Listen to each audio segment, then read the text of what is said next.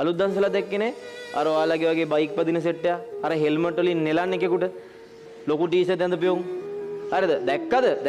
ගොඩක් අය දකින්න Facebook එකේම හැමදැනම යනවා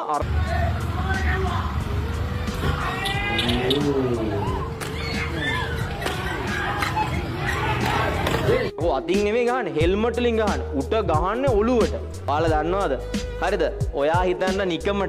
නිකමට ඔය ඔලුවට ගහන පාරක් හරිද ඇත්තට මේම ඔය ඔලුවට වගේ එහෙම හෙල්මට් වලින් ගහනවා කියන්නේ උන් මා තිරිසන්